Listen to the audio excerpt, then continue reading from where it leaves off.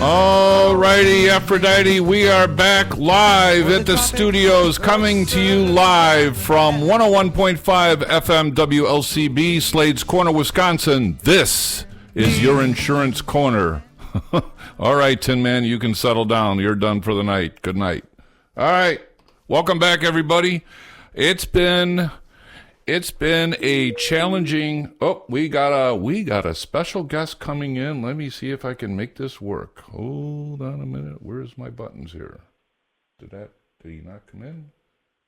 Well, he did come in. Oh, there you are. How do you? I never hit the button. The man, the legend, the way of life, coming to you from the bunkers somewhere hidden in Columbus and Dayton, Ohio. Sean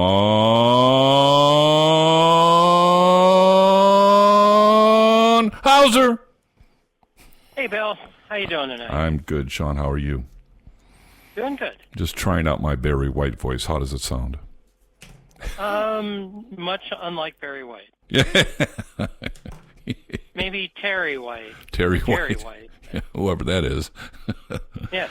So I was just about to say, Sean, as you know, it's been in the Bill household. It has been a tough couple of weeks.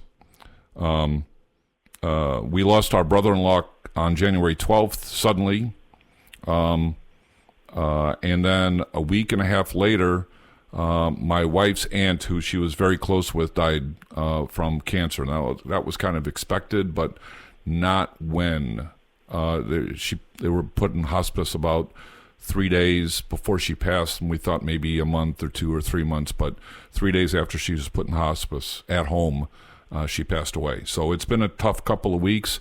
I apologize to our listeners because of what had transpired. I did not have a chance to send out an APB saying no show tonight. That was last week.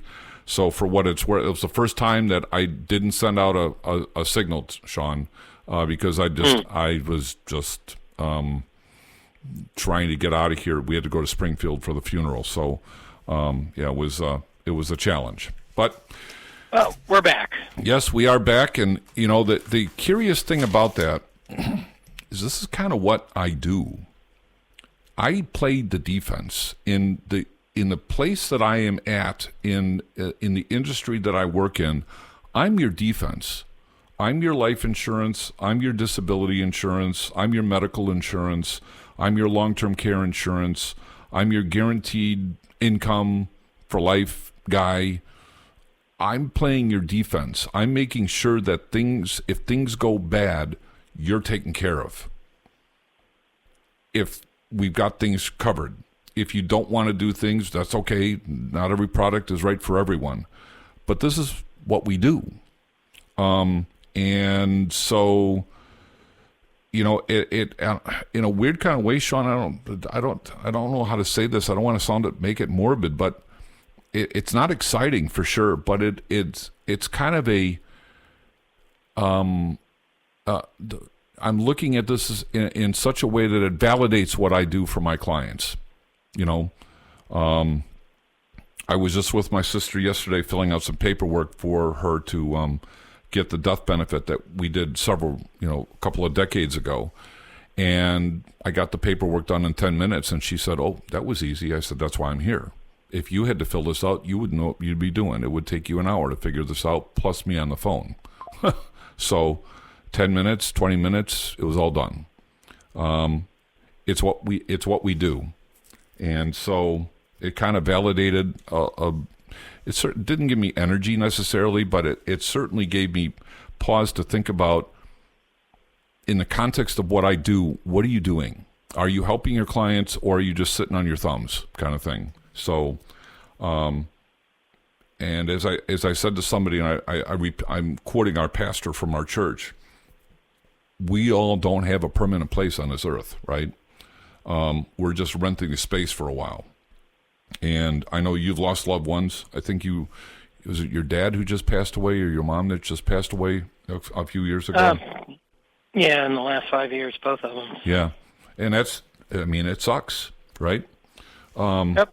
My dad passed away 5 years ago. My mom's probably going on 17 now, I think. In fact, I think it's 17 this coming end of March when she passed. So, yeah, it's a tough thing. But I'm back, and we're going to continue a discussion that we started last week, Sean, on annuities, and we're going to get into fixed indexed annuities, which I know is near and dear to your heart. And we're going to get into the moving parts of that. We're going to kind of keep it simple. For what it's worth, Sean, I want to give a special shout out.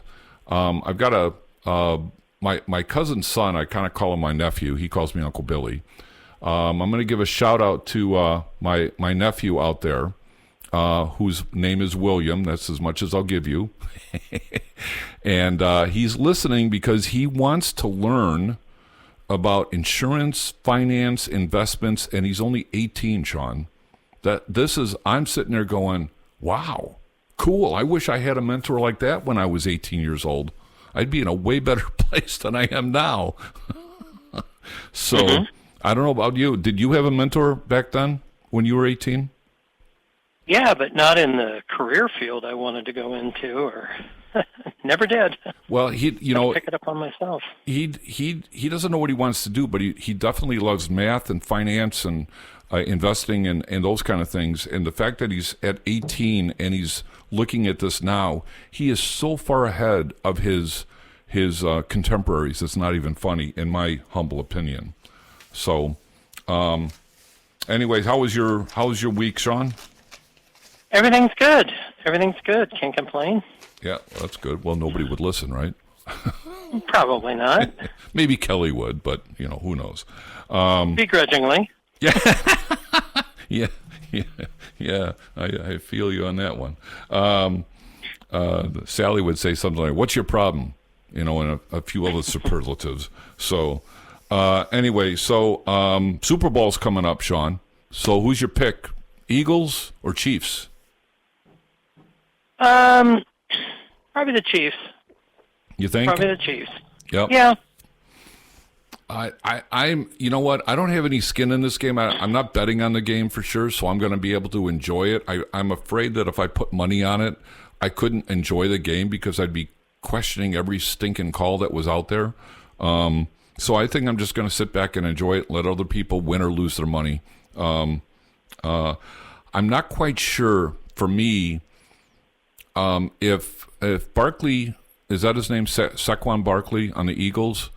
If he has a big game, the Chiefs are going down. But you've got Mahomes, and you've got the best defense in the NFL with the Chiefs. I think they're the best defense in the NFL. So I'm just hoping for a good game, and no drama with the referees. I've been hearing and looking at some clips that I've been seeing over the internet over the last week about referees in the Bills game, or maybe the game before that, being punished for not making several calls, and the owner of the Bills wants the game to be replayed. That'll happen. Good luck with that. But the Super Bowl's coming up, and it should be a fun weekend, and then baseball is coming. Baseball is coming, Sean. And Sally and I will continue our excursion around the country and going to various baseball stadiums. So we'll keep everybody abreast as to our trials and tribulations of the stadiums we go to. This year is going to be a little bit more challenging because we're going out. We're either going west or we're going east. So it's going to be a little bit more challenging time-wise. Anyway, welcome back, everybody. My name is Bill Miksch. I'm president of WDMA Financial Group in Grayslake, Illinois. That's Sean Hauser, and this is 101.5 FM, Slade's Corner, Wisconsin. We're going to get right into it now with a couple of things I want to cover before I get into annuity, Sean. And the reason I'm bringing this up is it came up during a meeting a couple of days ago with a Medicare client of mine. If you are participating, how do I want to say this? If you are participating in a group medical plan and you're 65 and older and you work for a company with more than 20 employees, ladies and gentlemen, and your medical plan happens to be an HSA, you're going to have your radar on. And let me explain.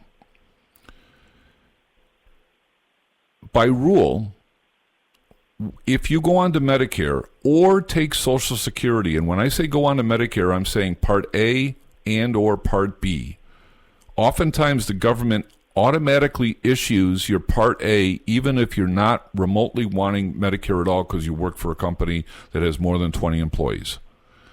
But if they issue Part A, by doing that, they void your option of being able to put away any more money into your HSA account until you have them reverse your eligibility with Part A.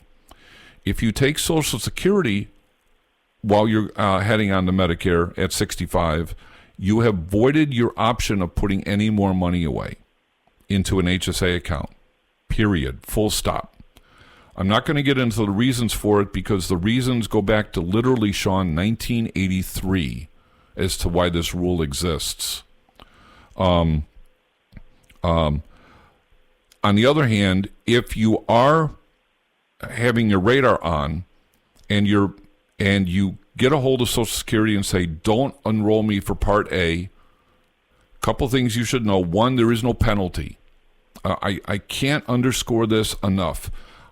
Every time I talk to a new Medicare eligible person, every single person that I've talked to, Sean, said, I thought there was a penalty. Well, there is, but not if you're working for a company with more than 20 employees. You have a choice to go on to Medicare, but you don't have to go on to Medicare. If you work for a company that has less than 20 employees, or you're on an individual policy through the Affordable Care Act or what have you, then absolutely you must go on to Medicare, full stop. You don't have a choice. Your Obamacare plan will absolutely terminate. You have to go to a supplement. If you're working, you can keep your medical plan, even with the small group, as a supplement, but you have to have Medicare. And I'm not going to get into the weeds in this. I want to get specific about HSAs. So if you're an individual person or a person with working for less than 20 employees, you have to stop putting away money into the HSA account when you go on Medicare. And you have to do it a month before your Medicare takes place. If you're working for a company that has more than 20 employees, as long as you tell Social Security, I don't want Part A, and you're not taking Social Security, you can continue to fund your HSA at the highest level that you can afford to do. However, and this is where this rule comes in 1983, there is a 6-month look back. When you do apply for your Medicare, eventually, let's say that you're going to apply in June, they're going to put your Part A effective January 1st. January 1st. That means if you put money into an HSA account between January 1st and June 1st, you're going to have a 6% excise tax and penalties because you overfunded the HSA when you were on Medicare. Now, I don't know the fallout of that, Sean. I don't know if you just kind of hold your breath and hope you don't get audited, or if you raise the flag and say, hey, I don't want to cause any of my problems, I have to redo my taxes, or I have to figure out a way to get around this. But you have to, if you're going to retire after 65, you have to stop putting money into your HSA account 6 months before you decide to retire. And a lot of people don't have that choice. Some people want to work or have to work because they have to.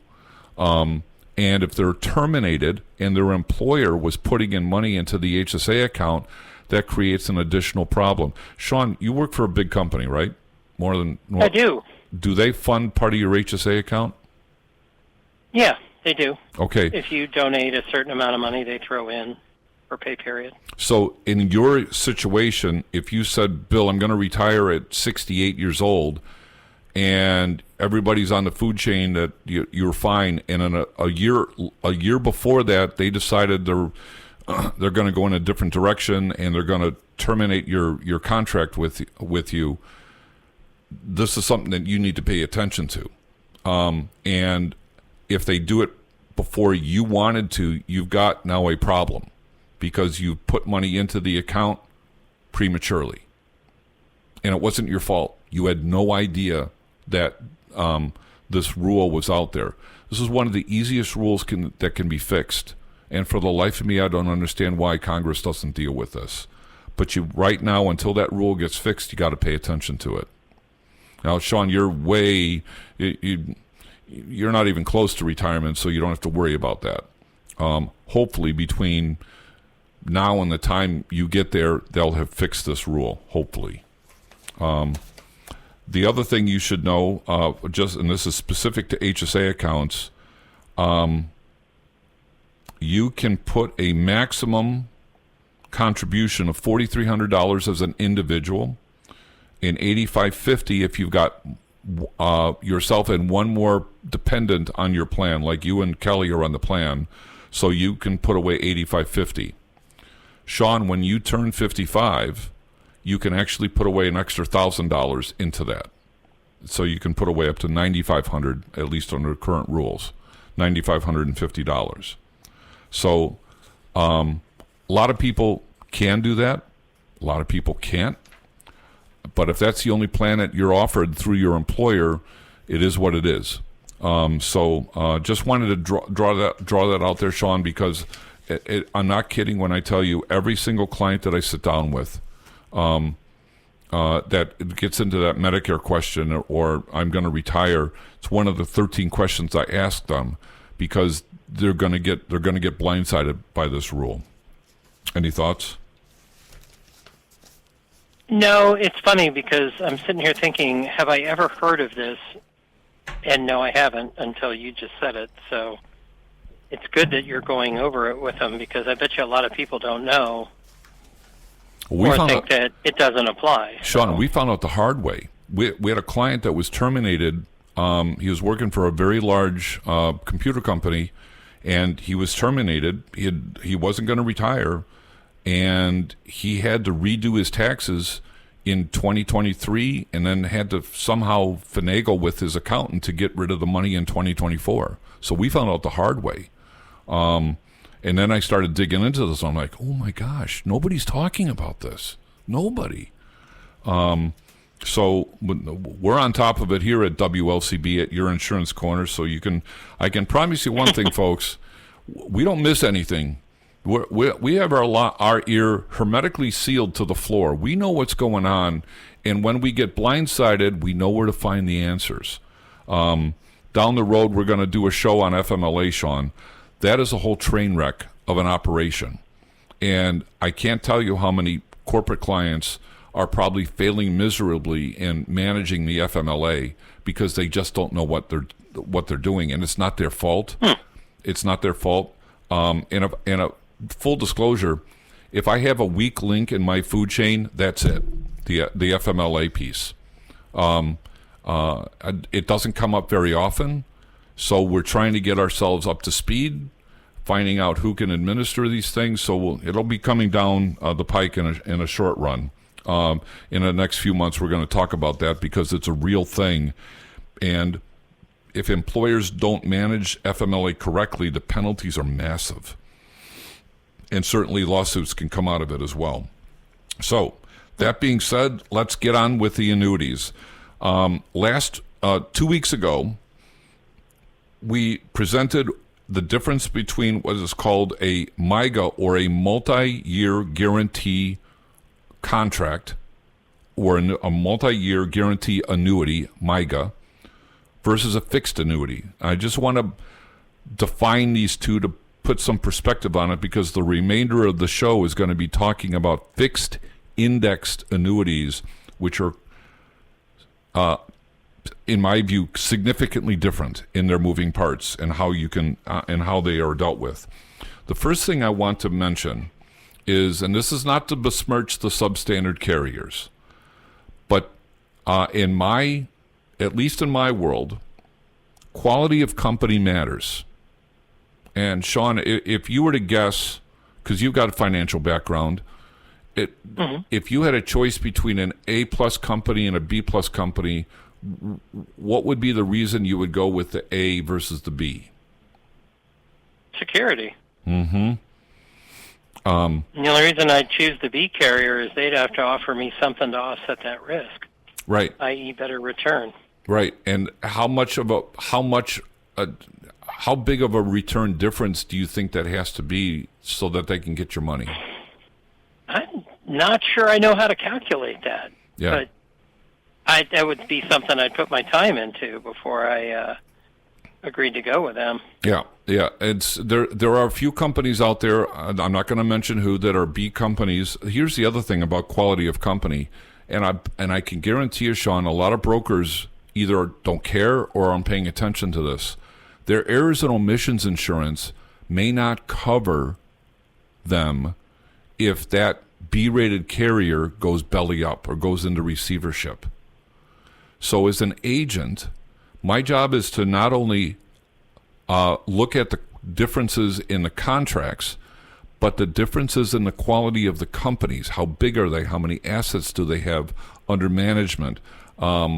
What is their management philosophy? Those kinds of things. No different than looking at a stock or a mutual fund. It's kind of the same process, except this time we're talking about your money being insured by an insurance company that has guaranteed you a rate of return either for a year or a period of time, and you want to know that your money is safe.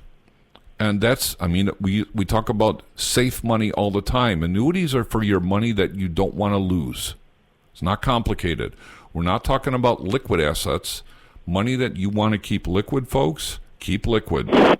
Keep them in your investment account. Keep them in your 401k. Keep them in your Roth. CDs are not terribly liquid, but they're more liquid than annuities for sure. But the liquid money should not be anywhere near the market if you need access to capital very quickly. This is for money for retirement or money you don't want to lose and you don't care about. It's money for my kids' education or my grandkids' education. It's money for a charity that I want to do, or I'm gonna continue to work and I'm gonna start drawing income from these things when I'm 70 rather than when I'm 63, so that I've got a bigger bang for my buck and I've allowed this thing to grow a little bit. So quality of company matters. For sure. Oh, and since this is public knowledge, I just want to, I'll share this with you, Sean. Are you familiar with a company called New England Mutual Life Insurance Company? Rings a bell somewhere, sure. All right. They were a pretty big company back in the 90s. They were a mutual company. Sean, do you know what the difference is between a mutual company and a stock company? Mutual company is owned by the policyholders, and a stock company is like a typical company is issued common shares. Exactly. So a company like Travelers, for example, is a stock company. They're in the stock market, or United Healthcare. They're a stock company.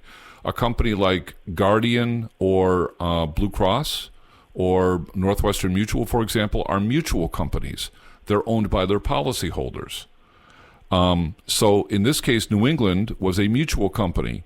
Well, back in the 90s, MetLife, which at the time was the biggest life insurance company in the country, bought them out. Fine and dandy. No big deal. MetLife, good company. No problems with that. Not that long ago, MetLife sold out to a company called Bright House. Sold their entire life portfolio to Bright House. Bright House is one of the companies used by the state of Illinois for retirement purposes and education purposes. It was just reported that Bright House is looking for a buyer. Now, there's this index in the life insurance business, Sean, called the Comdex. I'm not going to get into the weeds in it, but if your Comdex number is 93 or above, you're a good company. Comdex for Bright House right now is 78. 78. Okay. Not good. This is a failing grade in the life insurance business. And those policyholders that had a whole life policy with New New England, and then migrated to MetLife. Only God knows what those policyholders are looking at right now, because they did not what were promised to them versus what's actually happening are two totally different things. And I could almost see when this whole thing starts to break down, policyholders may turn around and sue. I don't know who they're going to sue, but it's going to be a problem. And this is, by the way, I'm not talking out of turn. This was just reported a couple days ago in an article I read. So this is not good. That's why I say quality of company matters, folks. It absolutely matters. So a Myga, a multi-year guaranteed annuity, is going to guarantee you a rate of return for the period of time you're buying the annuity for, whether it's 2 years, 3 years, 4 years, 10 years. The period of time, if the insurance company is guaranteeing a rate of return of 5%, no matter what the market does, you're going to get that 5%, period. They're married to it.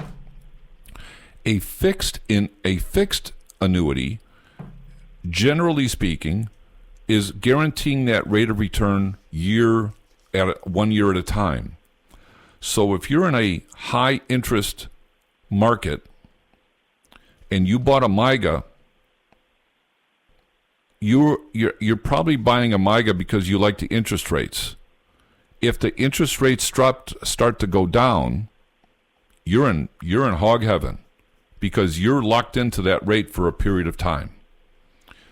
On the other hand, if you're buying a fixed annuity, which also has that 2-year, 3-year, 4-year, 10-year kind of thing, that rate of return changes every year.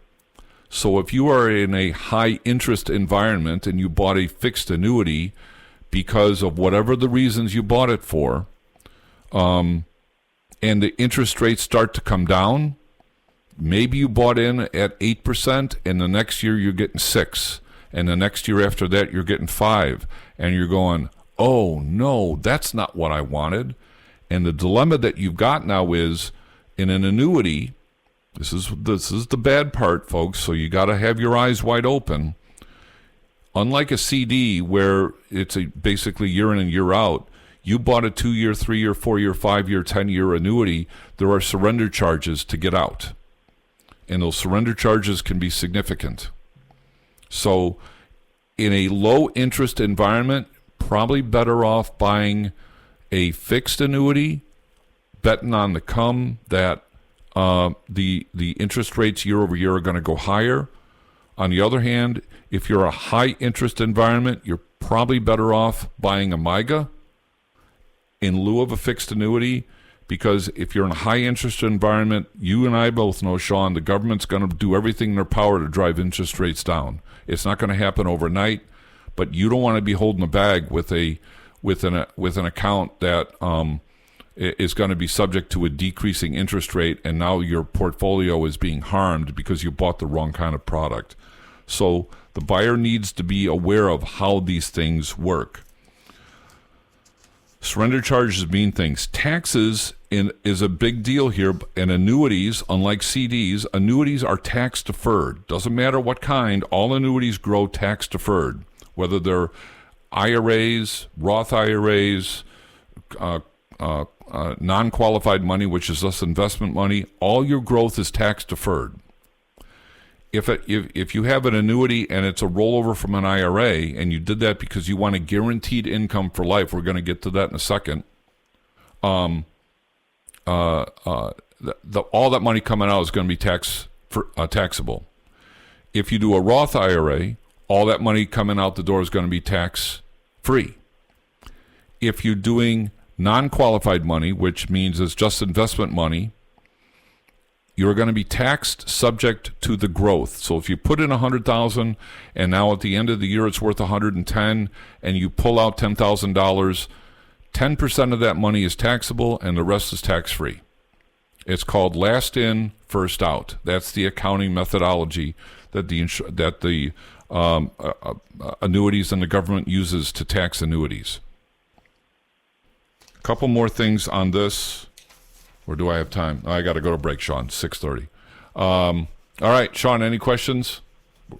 Not yet. All right, we're going to get into fixed annuities when we come back. This is 101.5 FM, WLCB, Slade's Corner, Wisconsin. My name is Bill Miksch. That's Sean Hauser. We'll be right back after these short messages.